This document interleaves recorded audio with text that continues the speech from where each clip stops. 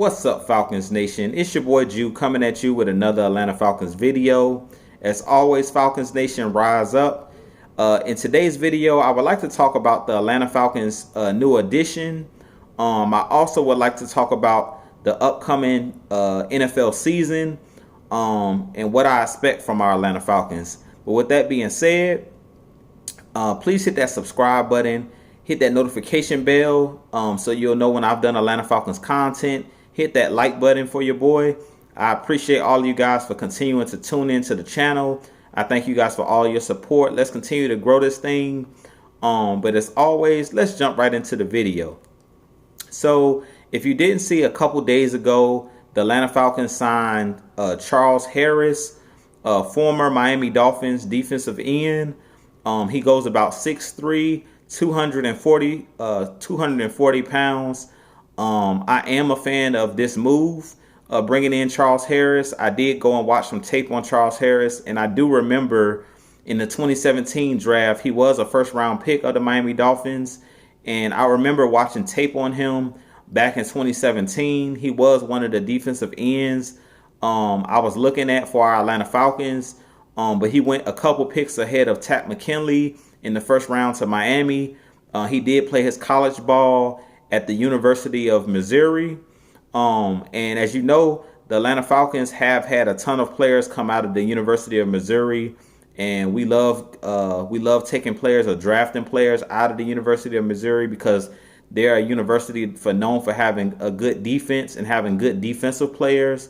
A couple years ago, we had Sean Witherspoon, who played at Missouri. We also had William Moore, or Willie Moe, as they used to call him, the strong safety that we used to have for our team, hard-hitting strong safety. So we've had a lot of players, a ton of players we drafted out of the University of Missouri. Like I said, they're known for a defense, and they're known for having solid defensive players and recruits. And Charles Harris, when he was a part of that university or playing for the University of Missouri, he was one of the better pass rushers in the league or in college. And I believe he had about 16 sacks within 2 seasons. And he was one of the better, like I said, one of the better pass rushers. I did go look up his numbers, and he did have better sack numbers than Takk McKinley when they both were in college. So he is a guy that plays the edge. I love this move by Thomas Dimitroff and Rich McKay. I do feel like they're knocking it out of the park. They've knocked it out of the park this offseason with the draft and with free agency. And Charles Harris is definitely one of those guys that I think can be used as a rotational pass rusher. He is one of those guys that I see coming in and being able to give you anywhere from 6 to 10 sacks in a season. It never really manifested, his skill set never really manifested, and his production never really manifested with the Miami Dolphins. But at the same time, we all know that the Miami Dolphins organization is very dysfunctional. Last year, they basically cleaned house and got rid of pretty much all of their good players because they were trying to rebuild. But when Charles Harris was there, the Miami Dolphins organization as a whole was a mess.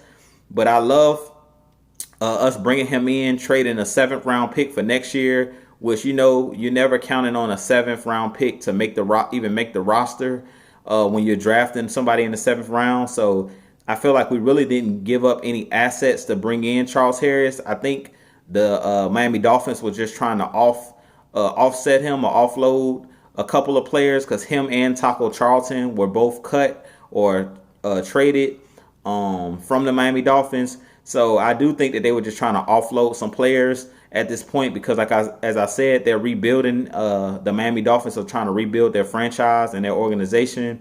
So I do think that this is a low risk, high reward type situation for our Atlanta Falcons, bringing in Charles Harris. I do think he has good hands. He can come around the edge. He's really quick off the edge, and he's a very strong player. He can bull rush and speed rush. I watched some tape on him. Like I said, when he was at Missouri, I went and watched some tape. And I also watched some tape when he was with the Miami Dolphins. And one thing I noticed about his tape with the Miami Dolphins is he's the player that got a ton of pressures on the quarterback when he was playing with Miami. On the highlight reel that they have for him on YouTube, it's not of him getting a ton of sacks, but it's a ton of times where he's hustling, he's running down the quarterback, and either he's getting there right when the ball is being released, or he's getting there right. He's getting there right when he got the quarterback wrapped up. The quarterback is actually throwing the football, so he could have had a lot more sacks than his numbers show, and it does show that he is a player that is capable of rushing the passer and definitely being a good rotational piece.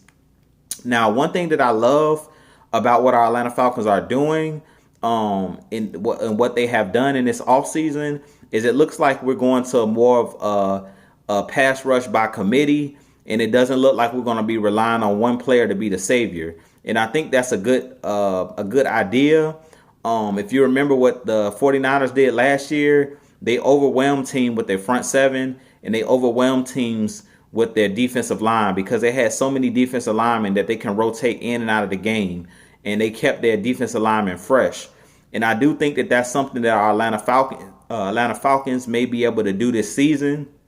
With us having John Kaminsky rotating in and out, Grady Jarrett, Marlon Davidson, Tyler Davison, Dante Fowler Jr., Tat McKinley, what's the other kid's name? Steven Means. We have so many players that they can use on that defensive line that they can rotate in and out. I do see this as being a team that they can get sacks collectively. It may not be one player getting 10 sacks or more, but it may be a collective unit of us being one of the teams that have a ton of sacks, but it's spread out. All these players are going to be getting into the action. And I do think that that's one way around relying on one player to be the savior. And I do think that this is a good idea of them bringing in a bunch of different pass rushers, a bunch of players on small contracts where they can come in and prove their worth. I do think they made the right decision not to pick up Tat McKinley's 5th-year option and not to pick up Charles Harris's 5-year option, because we recently declined Charles Harris's option, 5th-year option as well, because him and Tat McKinley were up for their 5th-year options. I think that was the best move to make, and I do think that this defensive line, especially those players that's playing for a new contract, are going to be very hungry. They're going to be playing with a chip on their shoulder, with something to prove this year. And I definitely am excited about this upcoming season. I definitely think that Thomas Dimitroff and Rich McKay has knocked it out of the park. It all started with them bringing in Dante Fowler Jr., who definitely is our number one pass rusher, or he's the ace player for us. He's the X factor defensive end or edge player that we have. And I do think that Dante Fowler's nasty attitude towards offensive players and his nasty streak is definitely going to rub off on these younger players, and he's going to rub off on a Tat McKinley. It's going to rub off on a Charles Harris, and these guys are going to be very motivated. And I think they did a good job of bringing in culture change players like a Marlon Davidson. He's another guy that plays with a very nasty streak. We already know that Grady Jarrett plays with a very relentless motor and a nasty streak as well. So I feel like we got a ton of dogs, a ton of hungry players coming into our team or already on our team. And I definitely think that Grady Jarrett, as one of the captains of our defense, is definitely going to be one of the ringleaders of this young group that we have. Another thing that I think that's going to really play dividends this season for our Atlanta Falcons, not just talking about the defensive side of the ball, but this 2020 season as a whole, I really think that our Falcons are going to play very well this season. And I think a key component in football and a key component for our team is our coaching staff. I feel like the Falcons have one of the best coaching staffs in the NFL. I think that Dan Quinn has done a good job of bringing in veteran coaches that can coach up their positions. I think he's brought in great leaders of men. We all know that Jeff Ulbrich, Raheem Morris, Joe Witt Jr., all of those guys are great coaches. Tosh Lapoy, who actually is going to be coaching the defensive line, he's another guy that I don't know a ton about, but I believe that he's going to also be a very good defensive line coach. He did coach at Alabama under Nick Saban, and if you know anything about Nick Saban, he runs a tight ship, And I expect Tosh Lupoi to bring that same discipline, and I expect him to bring in that hard-nosed, nasty streak as a coach, coming from up under Nick Saban. Because Nick Saban is, I heard from what I've heard, Nick Saban is one of those coaches that doesn't play. He doesn't play with his staff. Like I said, he runs a very tight ship. He doesn't play with his players. He has a very militant, military style attitude, and he's really cut off of the Bill Belichick type cloth, where he's very serious when it comes to running a tight ship. So I expect Tosh Lupoi to come in here and groom these players, polish these players. And one thing I love about Tosh Lupoi coming in is he's coming from a winning organization. Even though it wasn't in the NFL, I still think when you play football at the highest level, like Alabama, Clemson, I love getting players out of those top schools, and I love getting coaches out of those top schools because they're used to winning. That was one thing that I did love about us bringing in AJ Terrell. Even though a lot of people, even myself, thought that we kind of reached for AJ Terrell with that number 16 pick in this NFL draft, I do think that AJ Terrell has the pedigree to play in the NFL and be a top dog cornerback and be that number one cornerback, because he was facing the best competition in those college football playoffs, and he's played in a ton of national championship games. So if it's one thing that I also know about Dabo Swinney and also Brent Venables, who I think is the best defensive mind in the college game, I definitely think that they prepare their players for the NFL.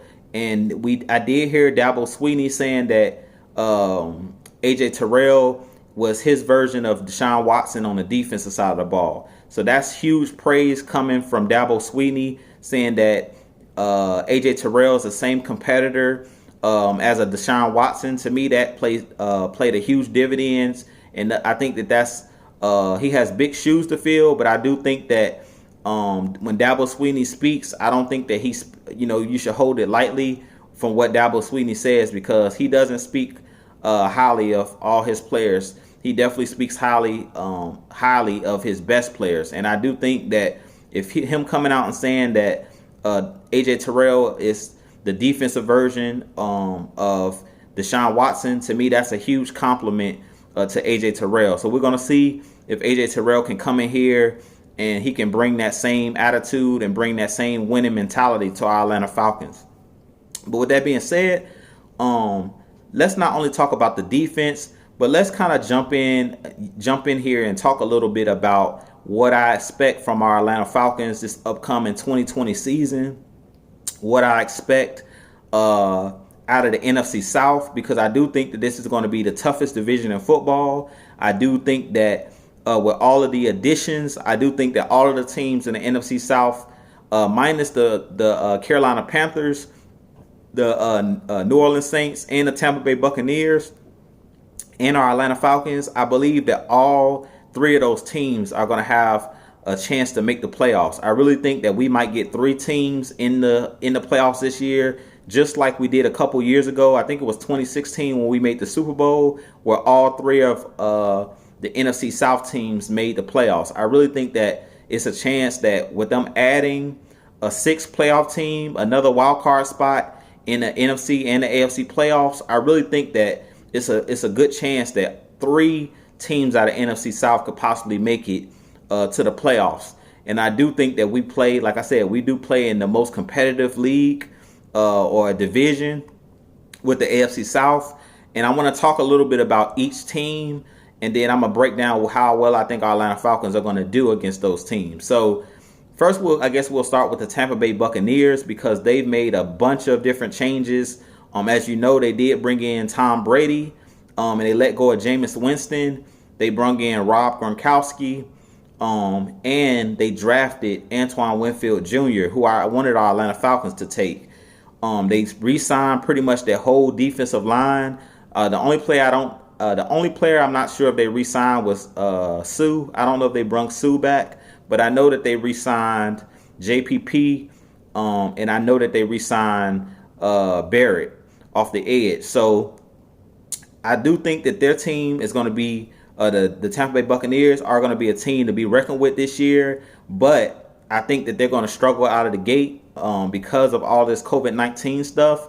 If for any reason training camp gets pushed back, or we don't have a training camp, or a training camp is shortened, I really think that the Tampa Bay Buccaneers are going to struggle out of the gate, because I think it's going to take them time to learn how to play together. Anytime you change your quarterback, it's very, very difficult for the team to, hit on all cylinders.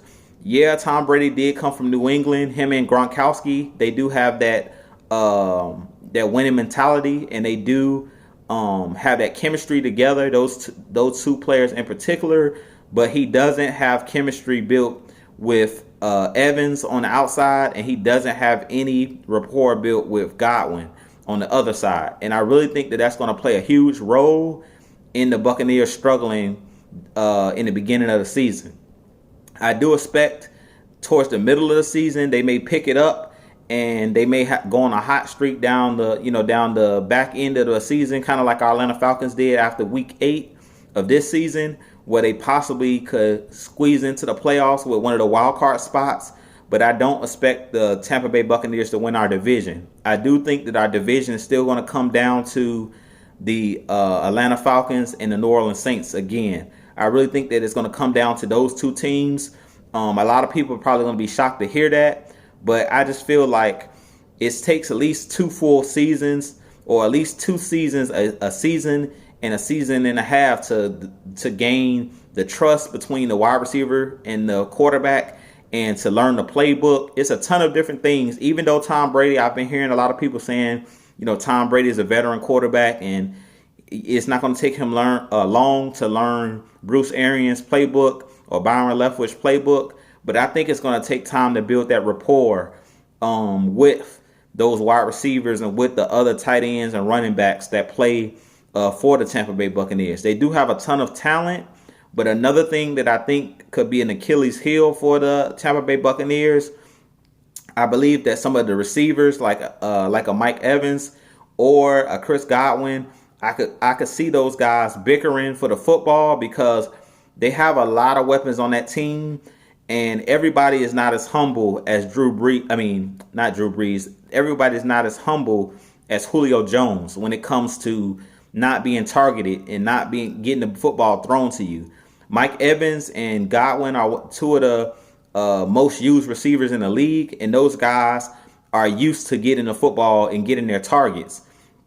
And that could become a problem if Tom Brady insists on throwing the football across the middle to Rob Gronkowski, who he's most comfortable with, because he knows and he's built that trust with Rob Gronkowski in the past. So I really could see that becoming an issue, and could see that boiling over with a Godwin and with a Mike Evans. If they start to feel alienated and they start to feel like they're not getting the ball enough, they could become disgruntled, and that could become a huge problem. And that's one issue that I think a lot of football fans don't take into account when it comes to a new team being put together and a bunch of offensive weapons all playing together.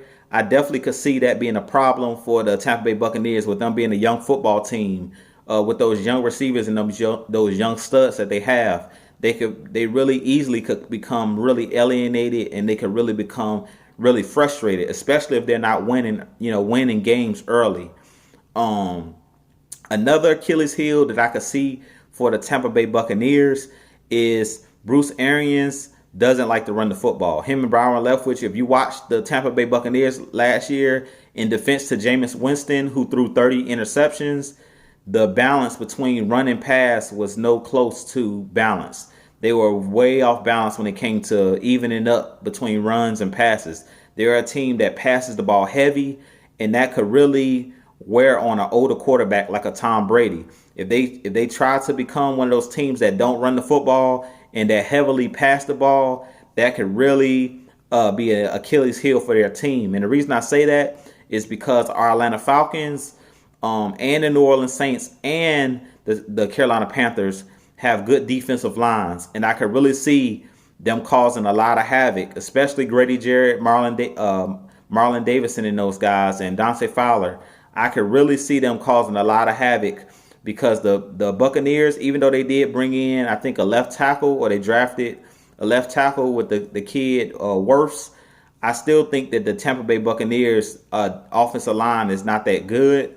And I really think that could be a problem because Tom Brady is pretty much at this point in his 40s and he's a sitting duck. He can't run and roll out. And another thing that I think a lot of people are sleeping on is Bruce Arians likes to throw the ball down the field. He's not a quick pass type of offensive coordinator. His offense is to stretch the field, kind of like Dirk Cutter in our offense. He likes to throw the ball long. So I really could see some problems for Tom Brady, him adjusting and adapting to the way that Bruce Arians likes to coach, or Byron Leftwich likes to call the game. I could really see that becoming a problem because I don't think people realize how well New England, when he was with New England, how well they ran the football and how physical the offensive line always was in New England. But that's pretty much enough for the Buccaneers talk. And what I think, what their Achilles heels are and what their strengths are. I want to talk a little bit about the Saints.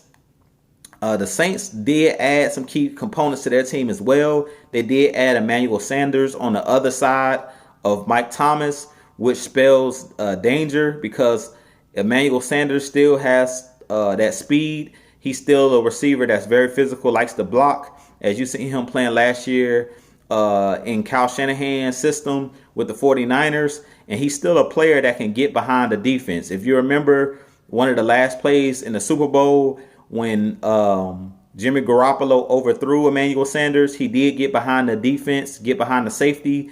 And if that pass would have been on target, it would have been a touchdown and could have possibly led to the 49ers winning that Super Bowl.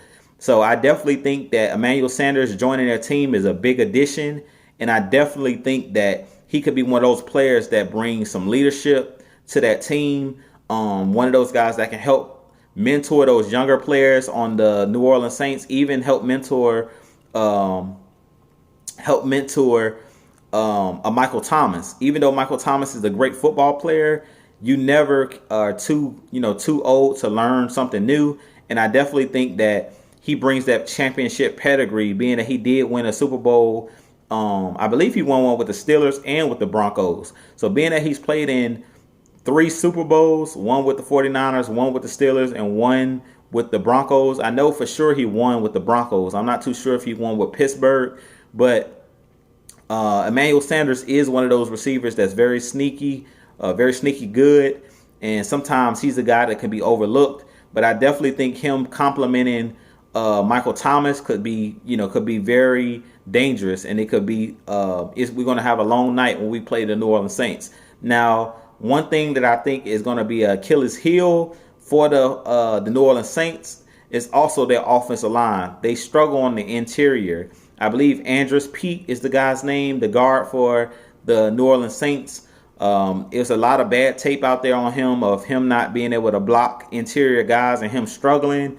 And if you remember when we beat the New Orleans Saints at the Superdome last year, they were putting Grady Jarrett, they were putting Tat McKinley and Adrian Claiborne in the 3-tech, putting them inside and letting them put pressure on Drew Brees from the inside of the pocket. And Drew Brees is definitely one of those quarterbacks, because he's short in stature. He's definitely one of those guys that likes to step up in the pocket. He doesn't like to roll left or right. He can do it, but Brees prefers to step up in the pocket where he has throwing lanes. And I do think that with us bringing in these big boys like a Marlon Davidson, like a Grady Jarrett, it's going to be very hard for Drew Brees to step up in that pocket and have a clean pocket. And that's pretty much what rattled him in that game this year after the bye. I think it was week 9 when we played the Saints. I think that was the game, one of the defining games where it showed that Drew Brees, when you can put pressure on him up the middle, he gets very, very uncomfortable. And I definitely think that with us bringing these new additions in and bolstering that defensive line, I do think that our defense is going to bring a lot of pressure on Drew Brees. And I think that he may fold under that pressure. He could possibly be sacked again another 6 or 7 times in a game, like he was sacked in that game this past season at the Superdome. Now, also, um, another issue I could see the Saints having is their defense. Their Saints defense has always been their Achilles heel. That secondary, I don't trust their secondary. And they are trying to revamp that secondary, but I do think that that's still an Achilles heel for them. On that back end, their safeties and their secondary isn't the best. They do have Marshawn Lattimore, who I think is a very good corner and very physical, but I don't believe in the other guys that they have on the opposite side. On the opposite side of Lattimore. So I really think that they can be had in the passing game. I think the strength of the New Orleans Saints is the pressure that they bring up front with Cam Jordan. Now, another player that was picked up, and I felt like all of the NFC South teams were drafting all of the players from my draft board, was Zach Bond. Now, I think that Zach Bond could be scary good off the edge playing opposite Cam Jordan, who is definitely a player that at times you have to double team because he's very physical, he's very savvy, and he's one of the best pass rushers in the league that doesn't get talked about a lot. As much as I'm not a big Saints fan, to be real about it, Cam Jordan is probably a top 10. He's definitely a top 10 pass rusher in this league. So I definitely think that those games with the New Orleans Saints are going to be dogfights, because it's always a dogfight when we play them. They're probably our biggest rival in the NFC South. And they're one of the teams that also have that championship pedigree with Drew Brees and Sean Payton. So you can never really count those guys out. Now, I do think that Alvin Kamara and the running backs after Mark Ingram left, I do think that their running game took a step back last year. And I really think that that's why they really struggled in that game against the Minnesota Vikings, where they were eliminated in the wild card round. They really struggled to run the football. Alvin Kamara, after he was promoted to the starting running back from being primarily their third down back when Mark Ingram was there, I did see that it looked like he was wearing down over last season. It didn't look like he was trying to take on tacklers and stay in bounds and things of that nature. I seen a couple times last season where he ran out of bounds and where he was falling after contact and where he wasn't trying to take multiple hits. So it did look like his body was kind of breaking down. I don't know if the Saints did actually draft a running back, but I still think that their running game is still not going to be the best. I think that their main thing is going to be throwing the football to the running back out of the backfield, like to Alvin Kamara. Good news is we have the best coverage linebacker in the game in Deion Jones. So he definitely is one of those guys that's the eraser for shutting down that quick pass game or those quick passes in the flats. Now, with that being said, let's talk a little bit about the Carolina Panthers. Now, the Carolina Panthers are definitely in rebuild mode. They did let Cam Newton go. They brought in Teddy Bridgewater from the New Orleans Saints. I am a fan of Teddy Bridgewater, and I think he's a decent quarterback. I don't think that he's a number one quarterback. I think that he's serviceable, but I don't think that he's a part of those upper echelon quarterbacks in the league. To me, he's a tier 2 type quarterback where he can be a starter, kind of like a Case Keenum, but he's not a guy I can see as being the long-term solution there in Carolina for the Panthers. I think that he's kind of a bridge quarterback until they bring in the next guy to take his place. So I can see Teddy Bridgewater maybe being their starting quarterback for maybe like 2 or 3 seasons. And after that, I can see them moving on from Teddy Bridgewater or making him the backup and see them drafting a franchise quarterback in the next couple seasons. Now, I do think that one good thing about Teddy Bridgewater and one thing I like about Teddy Bridgewater is he does have a never say die mentality and attitude. He's the ultimate professional, and he's one of those guys that stays prepared. If you remember last season when Drew Brees went down with injury early in the season with that thumb injury, I believe Teddy Bridgewater came in and went 5-0, if I'm not mistaken. I don't think he lost a single game coming in to be the starter for Drew Brees until he came back from that injury. So he definitely held down the ship, held down the boat for Drew Brees to get back in the starting role. So I definitely think that the difference between Cam Newton and a Teddy Bridgewater is Teddy Bridgewater doesn't make the big mistake. He's one of those guys that doesn't try to force plays. He's a guy that will take the check down. He's one of those guys that doesn't have the strongest arm. And if you want to know who Teddy Bridgewater really reminds me of, he reminds me of Alex Smith that played with the Kansas City Chiefs and the Washington Redskins before he got seriously injured.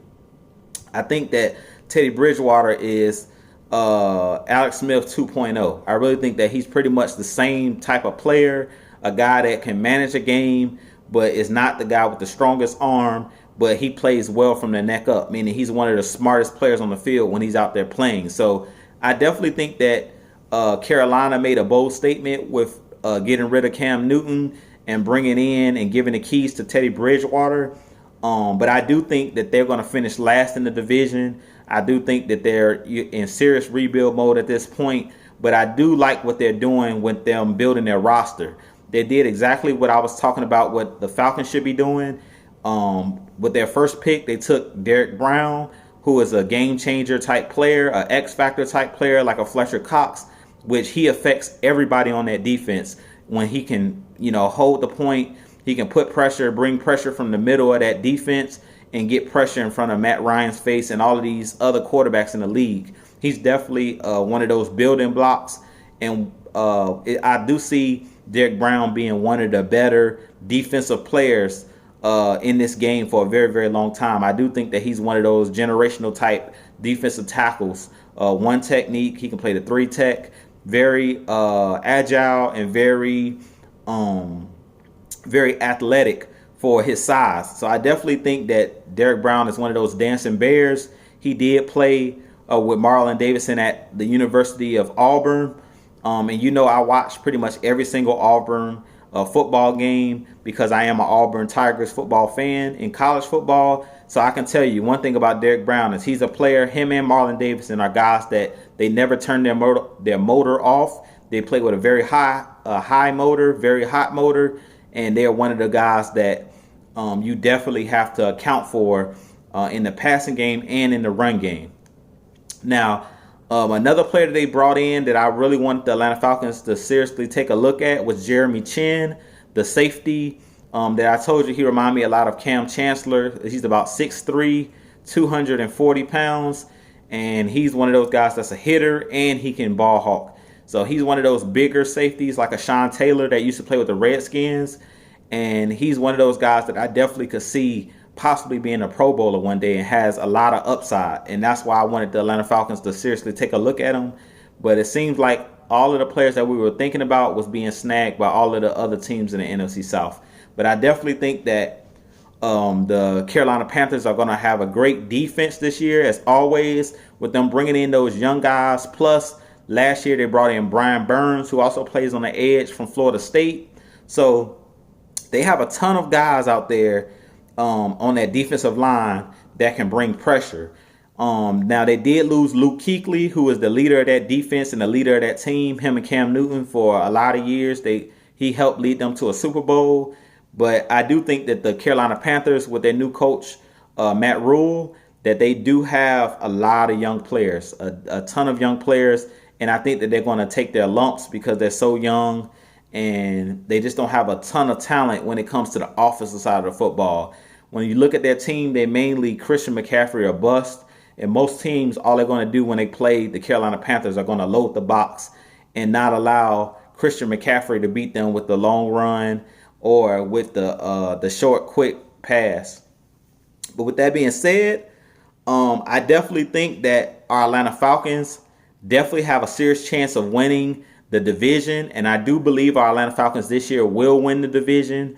I just think that it's our time to take over the division. I think that this is perfect timing for us in our Atlanta Falcons to go for that another Super Bowl run. Now, I definitely think with them extending that extra team in the playoffs, I really think that that's going to be a huge component to the Atlanta Falcons. And like I said, multiple teams from the NFC South making the playoffs. And I definitely think that it's going to be a dogfight. I definitely think it's going to be a dogfight.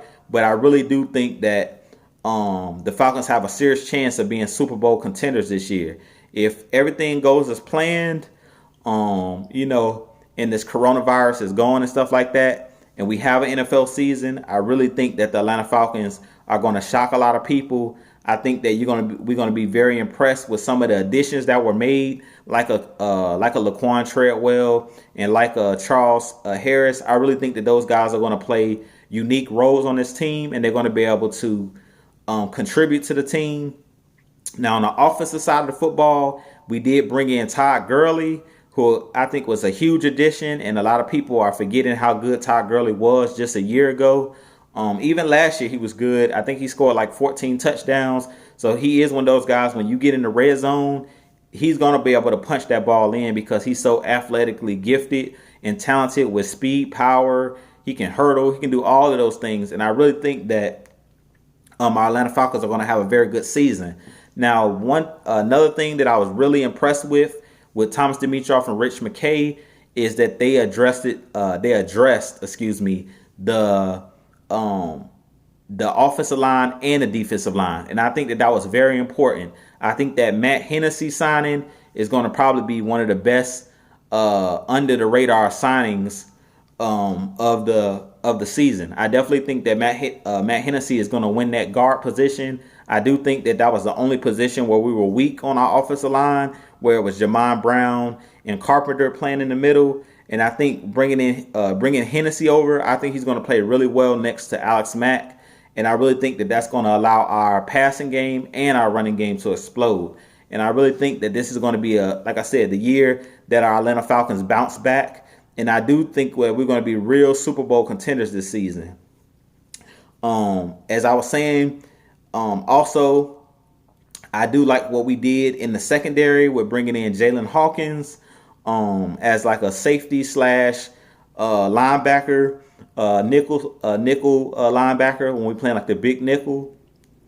We should be getting Keanu Neal back, who is another huge component to the defense because it's the intimidation factor when he's out there on the field, because guys know if they come across the middle, he's going to lay the wood on them. So I definitely think that this year our Atlanta Falcons are definitely going to be in the playoff contention and definitely have a chance once we get in the dance to try to make a Super Bowl run. I definitely think that, like I said, the time is now. It's been about 4 seasons now that that we're away from the Super Bowl. But I do think that we have it in us, and our team still has Matt Ryan in his prime, Julio Jones in his prime. And I believe with all the additions we made on offense and defense, Hayden Hurst at the tight end position, I really think that it's going to be a great year for our Atlanta Falcons. I definitely think that our Atlanta Falcons have a huge chance of getting back to the Super Bowl and a huge chance of winning this division. I really think that we're one of the most complete teams, even though our team is young. I do think that we have a great football team. So with that being said, this has been your boy Jew. Let me know what you think in the comments below. Do you think our Atlanta Falcons will make the playoffs this year? Do you like the moves that we've made in free agency? And do you like all of the moves that's been made over the offseason? What do you feel about Charles Harris?